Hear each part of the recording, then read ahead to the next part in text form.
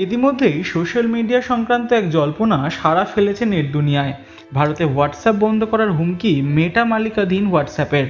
দিল্লি হাইকোর্টে মনমোহন বেঞ্চে শুনানিতে তীব্র প্রতিবাদ জানায় হোয়াটসঅ্যাপের আইনজীবী।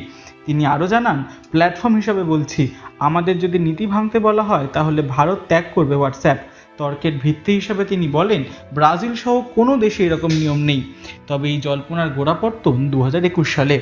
2021 সালে সোশ্যাল মিডিয়া মধ্যস্থতাকারীদের জন্য তথ্য প্রযুক্তি বিধি আনা হয়েছিল। সেই বিধি অনুযায়ী চ্যাট চিহ্নিত করা, কোনো তথ্য কে প্রথম ছড়িয়েছে তাকে চিহ্নিত করার নিয়ম রয়েছে। সেই বিধি নিয়েই তুমুল বিতর্ক সৃষ্টি হয়। নরেন্দ্র মোদী সরকারের বিরুদ্ধে সেন্সরশিপের অভিযোগ আনেন বিরোধীরা।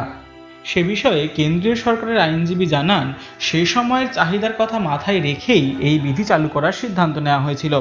কারণস্বরূপ তিনি জানান, সেই সময় সাম্প্রদায়িক হিংসার মতো বিভিন্ন অসামাজিক এবং নীতিবিরুদ্ধ কন্টেন্ট ছড়িয়ে পড়েছিল, যা সামাজিক শৃঙ্খলাকে ব্যাহত করে।